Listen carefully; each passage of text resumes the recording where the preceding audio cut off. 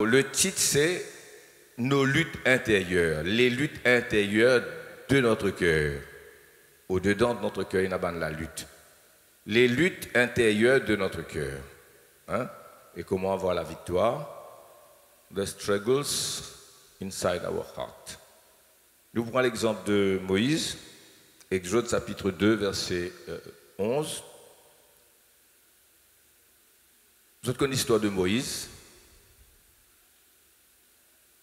Pharaon, qui donne l'ordre à ses soldats pour tuer tous les garçons. Le petit baba garçon, fait que né 1 an, 2 ans, tuer eux. Laisse ban fille, tuer ban garçon. Pourquoi? Parce que le peuple d'Israël peut multiplier et devenir plus nombreux que les Égyptiens. Il y avait plus d'esclaves hébreux que d'Égyptiens. Alors c'était l'ordre de Pharaon. Et la maman de Moïse, quand le petit garçon fit né, il fit garder 3 mois dans la maison. Et après, ce n'était pas possible de le cacher encore. Alors, il a pris le petit bébé, il l'a mis dans un panier, hein, dans une corbeille. Il fit dans un lit de bitume, de coltar. Hein, mettre-le bien pour lui vider un petit bateau, il n'est pas coulé. Hein, parce qu'il n'y a pas rien de l'eau pour couler. Il met ce bitume, toutes les affaires là-dedans. Et puis, il met ce flanelle, il met ce petit baba, il met parmi les roseaux dans la rivière Nil. Et la grande sœur, hein, il y avait le grand frère Aaron et la sœur Myriam. Myriam regardait son petit frère là-bas pour savoir ce qui allait se passer. Et la fille de Pharaon est arrivée avec ses compagnes, avec ses servantes pour se baigner. Et là, Tibaba, il pleurait. Et il trouve le petit bébé dans le panier. Il finit tout de suite prend le petit bébé. Pas besoin de dire où la grande sœur Myriam tout de suite s'est approchée. Est-ce que tu veux que j'aille chercher une nourrice parmi les femmes hébreux pour nourrir, hein, pour allaiter le petit bébé? Alors la fille de Pharaon dit oui, achète une nourrice parmi les hébreux pour capable nourrir. Et qui croyez-vous que Myriam finit chercher? La maman même. Hein?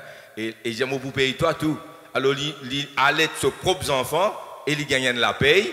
Et garçon là pour grandir plus tard dans le palais du roi de Pharaon, considéré comme prince d'Égypte. Voilà la situation. Ok? Ça, je connais ça. Allez. En ce temps-là, Moïse, devenu grand,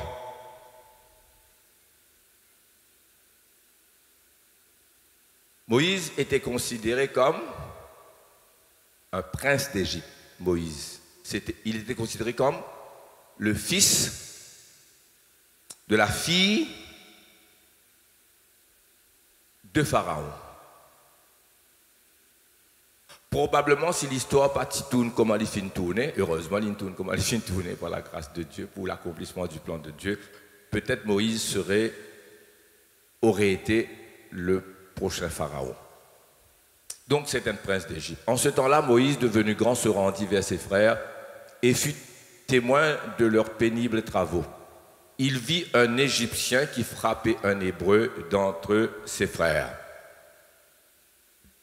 Il regarda de côté et d'autre, et voyant qu'il n'y avait personne, il tua l'Égyptien et le cacha dans le sable. Il sortit le jour suivant, et voici 2 Hébreux se querellaient. Il dit à celui qui avait tort, donc c'est un bon jugement, le juge était déjà en lui, hein, et Lifine comprend qui avait tort. Alors il dit à celui qui avait tort, pourquoi frappes-tu ton prochain? Et cet homme répondit, qui t'a établi? Écoute bien sa question là, tout important dans ce message là. Qui t'a établi chef et juge sur nous? Penses-tu me tuer comme tu as tué l'Égyptien hier? Moïse eut peur et dit, certainement la chose est connue. Pharaon a appris ce qui s'était passé et il cherchait à faire mourir Moïse. Mais Moïse s'enfuit de devant Pharaon et il se retira dans le pays de Madian où il s'arrêta près d'un puits. Nous continuons. Hein?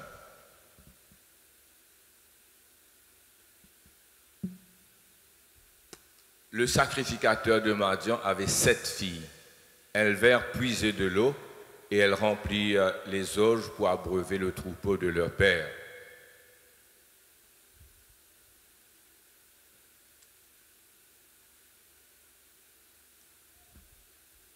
Les bergers arrivèrent et les chassèrent. Alors Moïse se leva et prit la défense. Moïse prend la défense de cette jeune fille-là. Moïse prit cette défense. C'est quelque chose, il faut tout noter, hein? Rien, pas tout important là. Et fit boire leur troupeau. Non seulement il prend cette défense de ses filles, mais il fait ce troupeau boire. C'était beaucoup de travail. Quand elles furent de retour auprès de Réuel, Jéthro aussi, hein, Réuel, Jéthro, leur père, il dit, pourquoi revenez-vous sitôt aujourd'hui? Papa remarqué, pas dans mon prédication, ça mais nous notre lit, que un papa reste un papa, un maman reste un maman, quand tu viens en retard, je te connais, quand tu viens plus bonnet, je te connais, et je te dis, que tu es allé, qui fait en retard aujourd'hui, ou bien pourquoi tu viens plus bonnet. Papa là, il remarque ça, hein? Un bon papa, un bon maman aussi. Alors quand papa, maman dit, que tu peux aller, ou bien qui fait un retard ou bonheur, pas crier au lit. C'est un papa qui dit comme ça même ça. Hein? Alors ça, c'est pas dans mon prédication, mais papa l'a remarqué. Et papa dit, pourquoi revenez-vous sitôt aujourd'hui? Tu es dans la case d'une famille, non? Elle répondit, un Égyptien. Un Égyptien, ça aussi c'est un point important. Je reconnais, Bantifila reconnaît en lui un Égyptien. Hein? Tout à l'heure, on va expliquer. Un Égyptien nous a délivrés de la main des bergers. Et même, il nous a puisé de l'eau et a fait boire le troupeau. Et il dit à ses filles, où est-il? Pourquoi avez-vous laissé cet homme? Appelez-le pour qu'il prenne quelque nourriture. Moïse se décida à demeurer chez cet homme. Moïse pourrait être la même là. Hein? Et qui lui donna pour femme Séphora, sa fille, Antifi Morioli. Il vit une Jeanne, il reste la même, une famille. Elle enfanta un fils qu'il appela du nom de Gershom, premier garçon Moïse s'appelle Gershom, car l'Idir, sa nom-là signifie « j'habite dans un pays étranger ». Amen. Alors remettez le verset 11 sur l'écran. Les luttes au-dedans de notre cœur. Moi, je suis sûr que dans votre cœur, dans vos cœurs, dans le cœur de chacun, il y a des luttes intérieures. Et aussi longtemps qu'il nous pas remporte la victoire en nous-mêmes sur ces luttes intérieures, nous pas recevoir la paix de Christ qui surpasse l'intelligence, problème pour continuer. Il est facile de blâmer les autres. C'est toujours les autres qui ont tort. Pas vrai? Les autres, c'est l'enfer pour nous. Hein? Ou bien la situation. Hein? Alors, c'est facile de blâmer la situation, les circonstances et les autres. Oubliez que finalement, n'importe quel rôle les autres sont capables de jouer, bon ou mauvais, et n'importe quel rôle, eh bien, nous-mêmes, nous sommes capables de jouer, n'importe qui, quelle que soit la situation, le problème est toujours en nous. Premièrement, je vais aller un peu vite. On a beaucoup de choses à dire, mais je vais essayer de mettre tout dans un peu de mots pour capable, en étant raisonnable. Moïse, prince d'Égypte, considéré comme prince d'Égypte, considéré comme fils de la fille de Pharaon, avec toute l'éducation royale, l'éducation princière qu'il vient recevoir sur l'apparence, sur marche et même l'itiéna. Vous connaissez, les princes suivent un protocole bien strict. Moi, je suis précieux. Et culture of honor, culture d'honneur la dernière fois. La prochaine fois, je vous présente sur le roi. Qui était un des rois? Qui a été protocole un des rois? Il n'y a pas un gouverneur, un président, une république, il y a un certain protocole qui vous besoin de suivre. Si vous pensez à un des rois ou faire n'importe quoi, eh bien, Moïse, c'était un prince d'Égypte. Un jour, alors devenu grand, il se rendit vers ses frères et fut témoin de leurs pénibles travaux. Il trouve un Égyptien et frappe un Hébreu. Moïse trouve un Égyptien en train de frapper un Hébreu. Un Égyptien et un Hébreu paient la guerre. Normalement, Égyptien est plus fort parce qu'il y a un soldat, il y a un officier. Hébreu là, il y a un esclave. Mais c'est une querelle entre deux. Alors, il vit un Égyptien qui frappait un Hébreu dans ses frères. Il regarda de côté et d'autre, et voyant qu'il n'y avait personne, lui considéré comme prince d'Égypte, il tua l'Égyptien et le cacha dans le sable. Écoute-moi bien maintenant. Il trouve un Égyptien pour la guerre avec un Hébreu. L'Hébreu peut essayer de se défendre tant bien que mal, mais l'Égyptien était beaucoup plus fort. Moïse a vu cette lutte. La réalité, c'est que sa querelle entre l'officier, le soldat égyptien et l'Hébreu, cette scène qu'il y peut assister, eh bien, se passait au-dedans de lui. En lui-même, il y avait un Égyptien, prince d'Égypte, mais il n'était pas prince d'Égypte. Il était fils de Amram et Jochebed. Hein? Le fils d'Amram et Jochebed n'était jamais un Égyptien. Amram était un juif et sa femme une juive hébreu. Alors, ce disant hébreu, ce famille hébreu, ce racine hébreu, et il est devenu grand, il se rendit vers ses frères. Il n'a pas oublié qu'il y a un hébreu. Il n'a pas oublié son origine. Mais seulement, officiellement, il y a un prince d'Égypte. Alors, imagine, je peux suivre moi déjà, imagine la lutte qu'il y avait en lui. Il trouve ça, cette lutte entre le soldat égyptien et l'hébreu. Il n'est pas réalisé, il prend la défense de l'esclave hébreu, il tuait l'Égyptien. Mais la plus grande lutte se passait au-dedans de lui. Il y avait en Moïse un Égyptien qui luttait contre un Hébreu.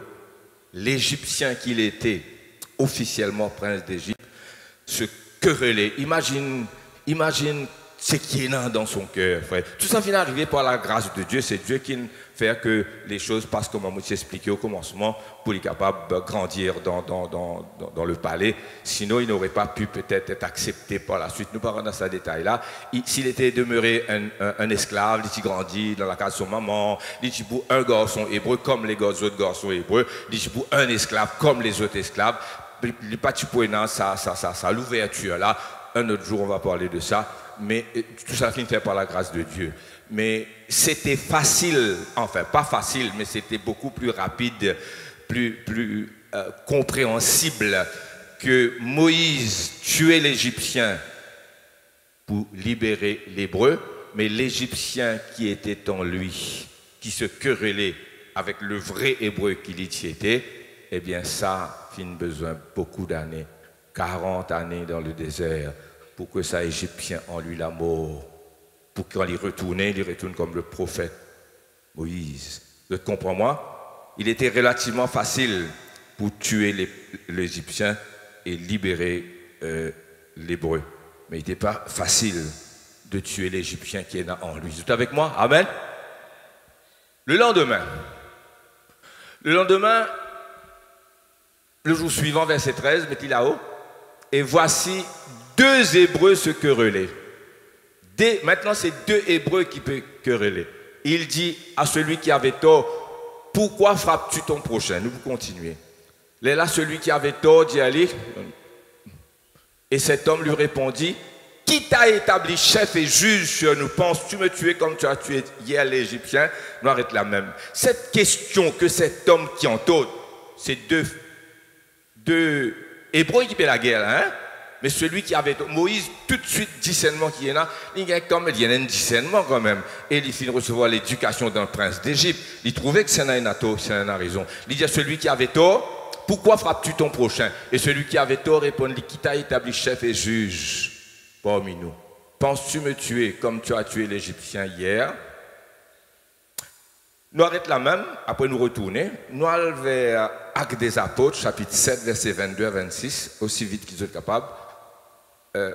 Dans Actes des Apôtres, chapitre 16, à partir de verset 22 à 26, nous trouvons Étienne, je vais pour la lire après, mais là dans ce discours, Étienne va parler de Moïse. Allons lire, Actes des Apôtres, chapitre 7, verset 22.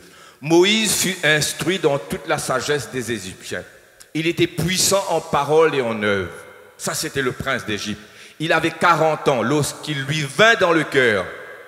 Il lui vint dans le cœur. C'est Dieu qui avait mis ça dans son cœur. Il lui vint dans le cœur quoi? De visiter ses frères. Il savait que c'était ses frères. Les fils d'Israël. Il y avait une lutte terrible, comme on fait qu'explique les autres frères et sœurs. Il envie un qu'on outrageait. Et prenant sa défense, il le vengea, celui qui était maltraité, et frappa l'Égyptien. On continue, verset 25-26. Il pensait que ses frères, écoute-moi bien, lis à ça. Il pensait que ses frères comprendraient. Il pensait que ses frères comprendraient que Dieu leur accordait la délivrance par sa main. C'est une phrase lourde de sens, ça. Donc il y avait ça en lui, malgré qu'il y ait un prince d'Égypte, il peut penser à ses frères. D'abord, il y a cette lutte entre l'Égyptien qui est en lui et l'Hébreu qui est en lui, puis la guerre dans son propre cœur, mais cause de comprendre mon langage. Ensuite, il voulait délivrer. C'est pourquoi sa deuxième querelle qui assistait entre des Hébreux là, il vous prend la défense de celui qui était maltraité et il a dit à celui qui avait tort, pourquoi frappes-tu ton prochain? L'autre qui a tort là pour répondre lui, qui t'a établi juge? Cette question nous reste la même. Cette question, c'est pas seulement cet homme qui avait tort qui peut poser sa question-là. Oui, c'est extérieur, mais c'était l'écho de ce qui se passait en lui-même. Il se demandait s'il était le libérateur promis. Jacob finit parle de ça, Abraham finit parle de ça. Pas vrai, Dieu finit à Abraham, tes enfants pour passer plus de 400 ans dans un pays étranger et puis nous faisons autres sortir. Amen. Joseph, dans Genèse chapitre 50, pas mettez, hein. Genèse chapitre 50 vers la fin de la Genèse. Joseph dit, le Seigneur pour visiter l'Éternel et il pour faire sortir d'Égypte. Et quand je quitte l'Égypte, n'oubliez pas mes os, monte mes os avec eux. Je connais qu'un jour un libérateur viendrait sur la promesse faite à Abraham, Isaac et Jacob. Et Moïse se demandait, était-ce moi? Est-ce que c'était moi? Qui s'est établi à toi, juge parmi nous? Est-ce qu'il t'aurait tué moi? Comment t'as tué l'Égyptien? Hier, celui qui avait tort qui disait ça. Mais ce n'était pas sa question, ça, c'était la question même de Moïse. Tout ce que Moïse Pétrou passait devant lui, ces deux querelles-là, c'était son cœur qu'il Pétrou en scène, comme qui dirait Amen. Il pensait que ses frères comprendraient que Dieu leur accordait la délivrance par sa main, mais il ne comprit pas. Le jour suivant, il parut au milieu d'eux comme il se battait et il les exhorta à la paix. Hommes, dit-il, vous êtes frères, pourquoi vous maltraitez-vous l'un l'autre? Verset 27 qui dit, hein?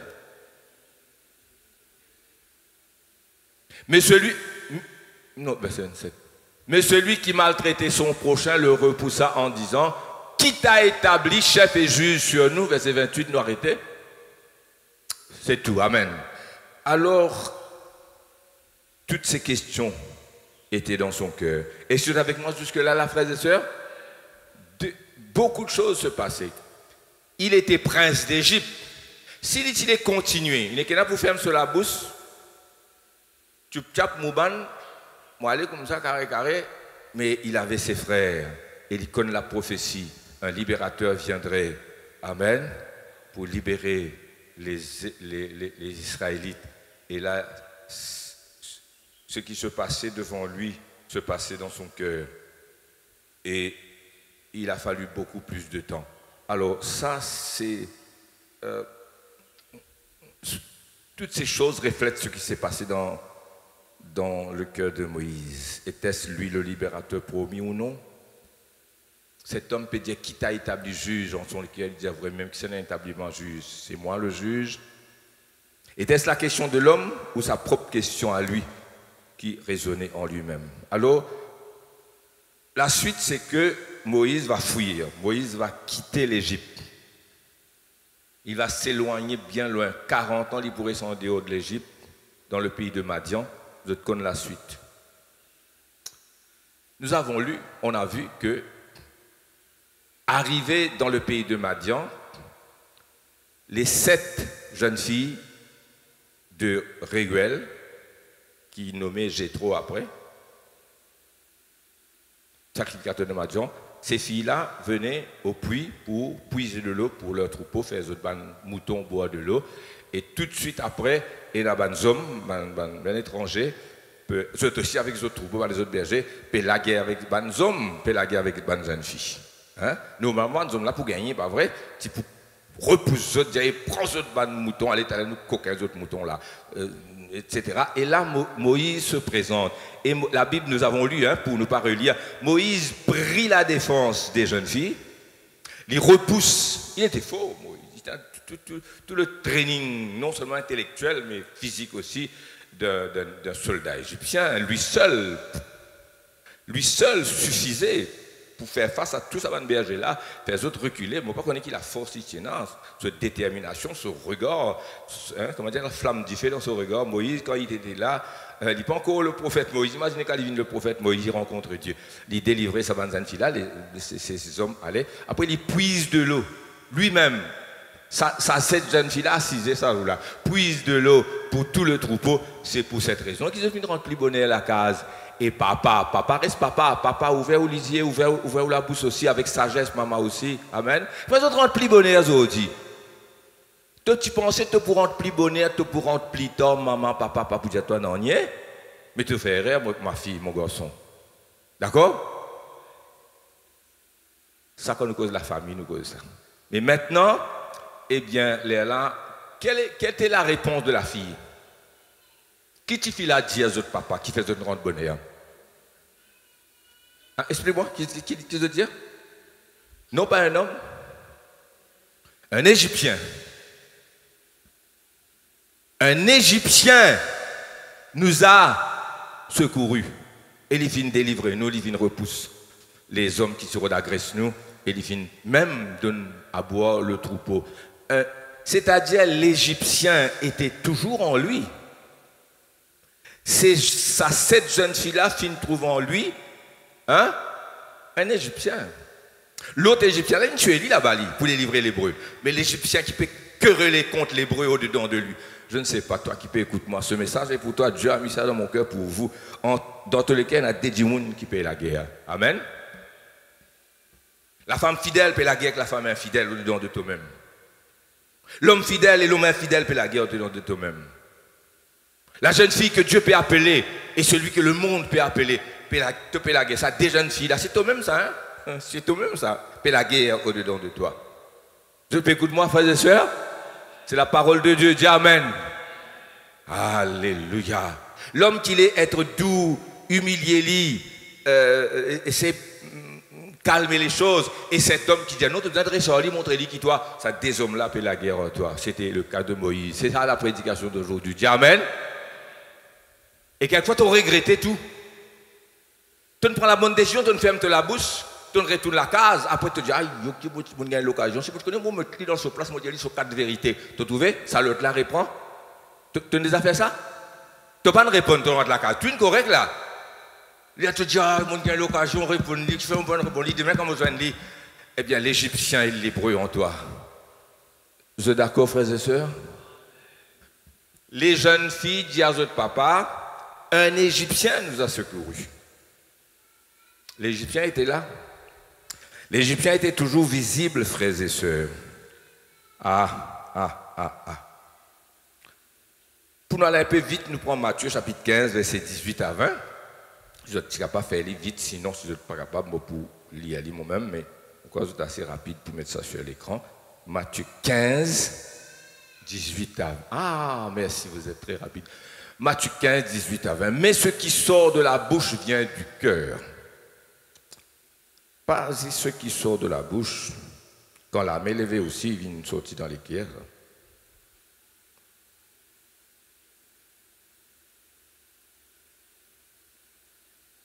C'est ce qui souille l'homme. Quand c'est du cœur que viennent les mauvaises pensées, meurtre, adultère, impudicité, immoralité, vol, les faux témoignages, les calomnies. Voilà les choses qui souillent l'homme. Mais manger sans s'être lavé les mains, cela ne souille pas l'homme, il n'est pas souille son âme. Mais seulement ils vont te laver la main. Je ne dis pas lave la main là, une mesure d'hygiène. Manger que la main propre quand même. Amen. Hein, pas manger que la main en bateau et dans la boue. Non, lave la main. Mais seulement il n'est pas souille l'homme dans le sens spirituel.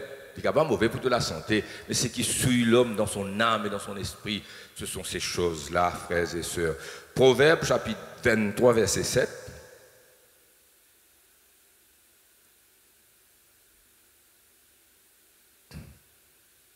Proverbe 23, 7. Car il est comme les pensées de son cœur, de son âme.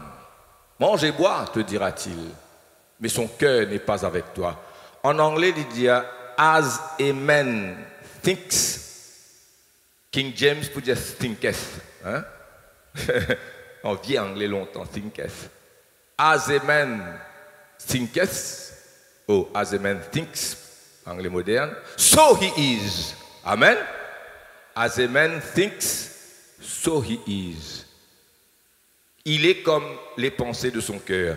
Ce qui veut dire, souvent, mon presse ça, même dans, peut-être mercredi, dans la réunion des responsables, nous pourrions rappeler ça encore. What kind of a man you are? Moi, j'ai eu l'occasion, presque, avec un pasteur, dans une réunion nationale des pasteurs, quand j'ai eu l'occasion, je dis ça à l'église et aux responsables. What kind of a man you are? What kind of a person? Quel genre d'homme, quel type de jeune fille tu étais? Vous connaissez quand quelqu'un propose quelque chose de mal, et à nous coquins, et à nous faire une fraude, désaligne tout le fraudeur en toi. Il dit scènes qui sont capables d'accepter sa proposition-là. C'est pourquoi il dit à toi ça. Amen. Et il y a des personnes, pas approche-moi pour dire moi n'importe quoi. Je vous dire, inutile, toi, prosli, ça peine perdue, ça. Hein? Vous pouvez comprendre? Et il y a des personnes qui ne sont pas capables d'approcher des autres pour dire, et nous fait une fraude. Qui te parle dire, et t'as quoi pas sur bonne, ça bougla nous connaît. Moi, je dis ça vendredi. Trust. Trust veut dire confiance. Et sa confiance-là, ou capable fier ça du monde là. Ça, pas dans des jours, ça. Des années, des années, des années, des années, des années, des années. Et après un certain nombre d'années, sur l'expérience, ou tout son caractère, ou dire cet homme. Je comprends qu'il me dit par là. Alors, tel qu'il est. Voilà. Jacques chapitre 1er, versets 13 et 15. Nous pouvons faire vite à cause du temps. Hein? On rachète le temps en même temps. Que personne, lorsqu'il est tenté, notez tous ces versets, hein? Que personne, lorsqu'il est tenté, ne dise « c'est Dieu qui me tente ». Ou ça nous dit « c'est Dieu qui me tente », ou ça nous dit « c'est la faute des autres », ou ça nous dit « c'est la situation est contre moi ». Mais jamais moi, hein? Les guetter tout dans ton propre cœur. Amen. Les saveurs, c'est là, nous disons quelque chose encore. Même si les autres étaient contre toi ou pour toi, les situations étaient contre toi ou pour toi, le genre d'homme qui tu étais dans ton cœur, si tu es vraiment un homme de Dieu, 100% consacré, consecration and concentration, écrivez ça. Consécration et concentration. Comment Pascal tu dis là. Focused, un seul objectif. Amen. Tu peux sortir vainqueur, malgré tout. Amen.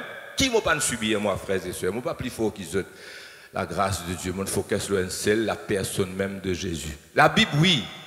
Moi, tu peux dire, je mal comprends, moi. Moi, tu peux dire, même pas la Bible. Non, la Bible, c'est l'écriture. Hein. C'est juste pour expliquer aux autres que c'est la Bible, les écritures incontournables m'amènent à la personne de Jésus, celui que j'aime. Amen. Que personne ne dit lorsqu'il est tenté, c'est Dieu qui me tente, car Dieu ne tente. Car Dieu ne peut être tenté par le mal et il le tente lui-même, personne. Mais, verset 14, mais chacun, combien? Chacun. Amen. Mais chacun, tu ne peux pas échapper là, est tenté quand il est attiré et amorcé par ça. La lutte est en toi. Ah, Yoline tante, mon frère, mon Dieu, non, même pas si vous capable, Madame Potiphar fait une tante Joseph tous les jours. C'est une harceleuse, collée comme un pisse.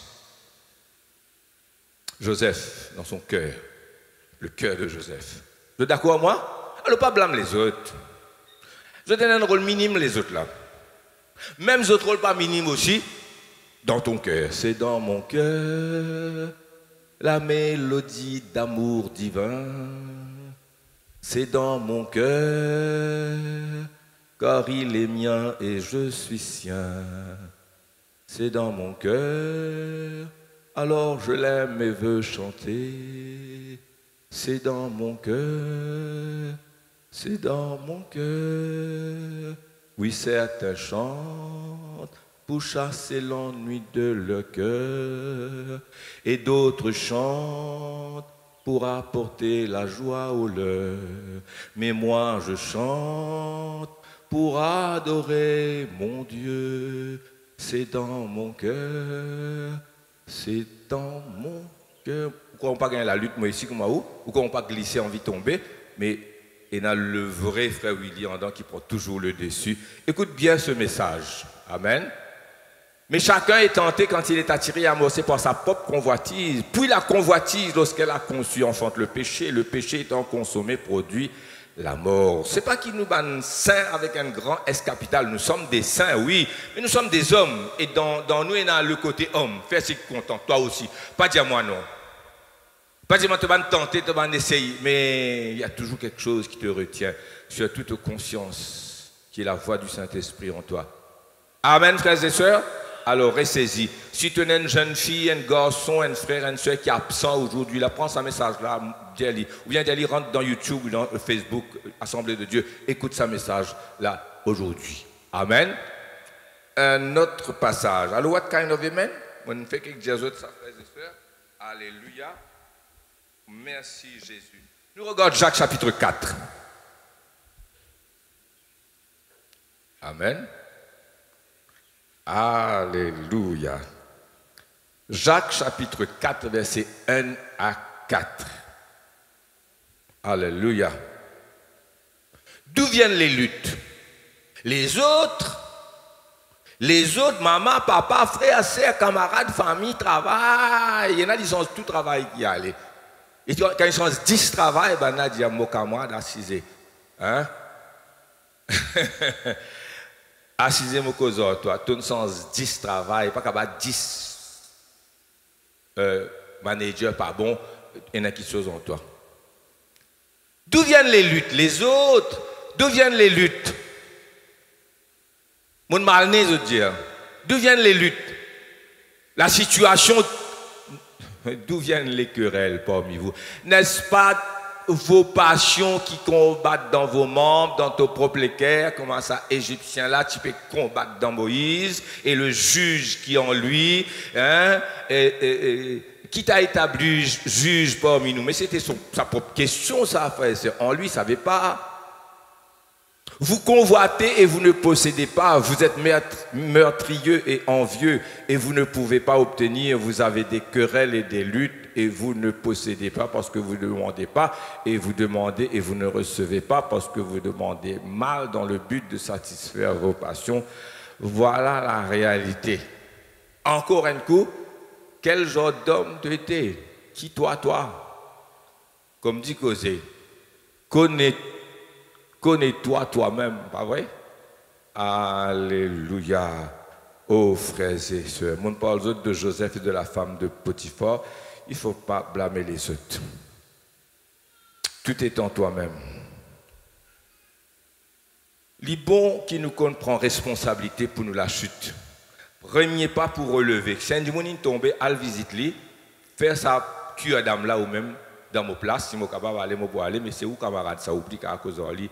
Dis-lui, premier pas vers rétablissement, premier pas vers notre libon, parce que dans counseling, ça c'est une grande affaire, ça. Premier pas vers restauration, c'est pas blâmer les autres, c'est take responsibility. Ou tout un grand chef d'État, nous tous autres grandeurs, quelquefois, vous n'êtes pas responsable, hein, Premier ministre, etc., vous n'êtes pas responsable, une fanée. Ou tout ça, chef là vient dire, I take full responsibility. Parfois, on a envie de pleurer, on dit que c'est un homme intègre, un homme droit. D'autres qui mettent dans le problème, à ce qu'il a besoin de take responsibility. Mais c'est une bonne manière de faire ça. Amen. Il amène vers la repentance véritable et vers le rétablissement. Pas les autres. Amen, frères et sœurs. Je dis à moi, Amen. Alléluia, alléluia, alléluia. Merci Seigneur. Nous lisons la fin du chapitre 2, un garçon pour né. Et dans sa garçon-là, né, il appelle garçon-là, chapitre 2, nous allons retourner dans nous Exode chapitre 2 là, hein? Après nous pour lire un peu chapitre 3. Merci Seigneur pour le temps, alléluia. Ah, merci Jésus. Dans Exode chapitre 2, verset 22, mon corps, hein? Quand un garçon né, il appelle lui Gershom. Quand dit-il, j'habite un pays étranger. Quelle phrase paradoxale! Il dit à moi, habite un pays étranger. Ça veut dire pas ce pays, ça, dans Madian. Dis-moi, il y avait une petite fille, Sephora, une des filles, hein? Ça veut dire qu'il n'est pas dans ce pays. Pas que moi, l'enfance, là-bas, mon pays, Maurice, moi, l'Angleterre, c'est pas comme ça, mon pays, Maurice. Il dit, j'habite dans un pays étranger. Si les Égyptiens retournent dans ce pays, dis-moi, qui ce pays? Qui ce pays? Moïse dit, moi, dans un pays étranger, moi, mon garçon, Gershom, veut dire, moi, j'habite dans un pays étranger. Gershom veut dire, moi, j'habite dans un pays étranger. Mais si les Égyptiens retournent dans ce pays, qui ce pays? Explique-moi quand ils sont sortis. Hein? L'Égypte n'est pas son pays. L'Égypte, pas ce pays. L'Égypte, c'est un pays, pas même d'adoption, il est obligé de grandir en Égypte, de connaître l'histoire, vous étiez esclave en Égypte. Il n'était pas un vrai Égyptien. Donc, la lutte à Lyon encore là. Yemen from nowhere. Pas vrai? Il n'est pas un vrai Égyptien, il y a un Hébreu, lui. Hébreu, bon Dieu, il promet Canaan pour nous autres qui appellent Israël plus tard. Amen. Vous comprenez moi? Je suis étranger d'un pays étranger, mais si tu sortis là, mais quel était ton pays? Et c'est là que Dieu va entrer en scène, et je termine par là, dans 5 minutes, peut-être 10. Et chapitre 3, verset 1, Dieu va venir, et à ce moment-là, tout va changer, frères et sœurs. Suivez avec moi. Et Exode chapitre 3, verset 1 à suivre, vite, vite. Moïse faisait paître le troupeau de Jéthro. Tu vois, il appelle Jéthro ici, là-bas, dire Réuel. Même personne, ça.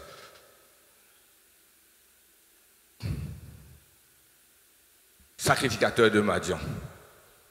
Et il mena le troupeau derrière le désert et vint à la montagne de Dieu à Horeb. L'ange de l'Éternel lui apparut dans une flamme de feu au milieu d'un buisson. Moïse regarda et voici le buisson était tout en feu et le buisson ne se consumait point. Moïse dit, je veux me détourner pour voir quelle est cette grande vision et pourquoi le buisson ne se consume point. L'Éternel vit qu'il se détournait. Vous trouvez, bon Dieu, nous avons une inclination, une inclination beaucoup importante. Et moi, je me pose une question avant Lucifer faire péché, quand cette inclination-là sortie. C'est une question que personne ne peut répondre, ni moi, je vais essayer de répondre ça. La théologie ne connaît pas capable répondre. L'inclination de Lucifer, Satan, avant de faire péché. C'est une inclination avant. Écoute ça sorti. Pas bien demander après cul, pour ne pas connaître. L'Éternel vit qu'il se détournait pour voir. Donc, bon Dieu trouvé. Et Dieu l'appela au milieu du buisson et dit, Moïse, Moïse. Et il répondit, me voici. Dieu dit, n'approche pas d'ici, ôte tes souliers de tes pieds, car le lieu sur lequel tu te tiens est une terre sainte. Et il ajouta, je suis le Dieu de ton père, le Dieu d'Abraham, d'Isaac et le Dieu de Jacob. Moïse se cacha le visage quand il craignait de regarder Dieu. On continue vite, vite. L'Éternel dit, j'ai vu la souffrance de mon peuple qui est en Égypte, et j'ai entendu les cris que lui font pousser ses oppresseurs, car je connais ses douleurs. Je suis descendu pour le délivrer de la main des Égyptiens et pour le faire monter de ce pays dans un bon et vaste pays qui sera leur pays à ce moment-là. Et paradoxalement, Moïse pas pour réussir dans ce pays-là. Dieu pour prendre quand sa mission est terminée. Dans un pays où coule le lait et le miel, dans les lieux où habitent les Cananéens, les Étiens, les Amoriens, les Phérésiens, les Éviens et les Jébusiens. Voici les cris d'Israël sont venus jusqu'à moi et j'ai vu l'oppression que leur font souffrir les Égyptiens. Maintenant, va, je t'enverrai auprès de Pharaon et tu feras sortir d'Égypte mon peuple. C'était ça qui était dans son cœur.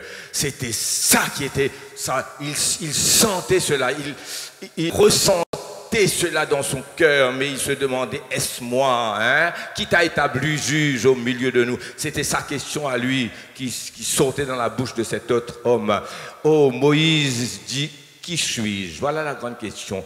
C'est cette question qu'il nous pose tout le temps, avec toutes les luttes qu'il m'a fait expliquer. Moïse dit, qui suis-je? M'a fait dire, toi toi-même. Moïse, pour retrouver lui là. Quand il trouve bon Dieu, il pour retrouver lui. Et quand il retrouve bon Dieu, non seulement il retrouve lui, mais il retrouve sa vraie vocation. La paix vient dans son cœur. Il vient, comme tu disais le vendredi, Seigneur, fais de moi l'homme que tu veux que je sois. Hein? Et surrendered, en qui tu es capable de mettre trust. Voilà ma prière. Ça a toujours été ma prière, frères et sœurs. Moïse dit, qui suis-je pour aller vers Pharaon et pour faire sortir d'Égypte les enfants d'Israël. C'est pourquoi il y a des jeunes filles, des jeunes gens qui posent d'autres questions, il y a des filles là qui fait la guerre, on dit un content bon Dieu, repasse toute la prédication dans d'autres lesquels. La réponse quand il dit qui suis-je, Dieu parannie la réponse pour dire tu es le libérateur promis, non? Qui suis-je? Il pose sa question tout sur la vie. L'hébreu, l'égyptien, le juge, le libérateur.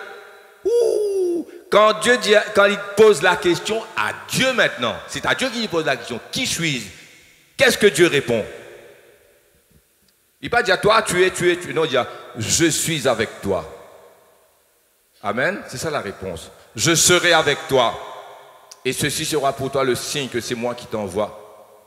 Quand tu auras fait sortir d'Égypte le peuple, vous servirez Dieu sur cette montagne. Amen. Moïse dit, j'irai donc vers les enfants d'Israël. Je leur dirai, le Dieu de vos pères m'envoie vers vous. Mais ils me diront, s'ils me demandent quel est son nom, que leur répondrai-je? Allez, te pas avec moi, oui, mais là, pour dire moi qui te nom, qui me répondra? Dieu dit à Moïse, je suis Yahweh. Je suis celui qui suis Yahweh. Jéhovah, traduit en grec, Yahweh, celui qui suis. Et il ajouta, c'est ainsi que tu répondras aux enfants d'Israël, celui qui s'appelle je suis, le grand Yahweh m'a envoyé. Amen. Nous arrêtons là même, frères et sœurs. Alléluia. Gloire à Jésus. Là, Moïse retrouve Moïse. Moïse se retrouve. Est-ce qu'il te retrouve toi? L'autre jour, on fait une certaine expérience dans la présence de Dieu. Mon content, mon en paix, comment dire. Je ne vais pas dire que je retrouve master là, non, il y a quand même encore hier devant moi. Mais il y a quand même, from one level to another, les bons qui, quand du monde, les retrouve le vrai lui. Il chasse l'Égyptien, il fait mourir cet autre homme. Cet homme se retrouve, il rencontre son Dieu. Et à ce moment-là, Moïse commence dans la voie que Dieu finira pour lui avant la fondation du monde. Amen. Tu n'écoutes-moi? Tu ne comprends? Tu dis Amen? Prions, Seigneur, Alléluia. Oh, rapapa, rabakanda.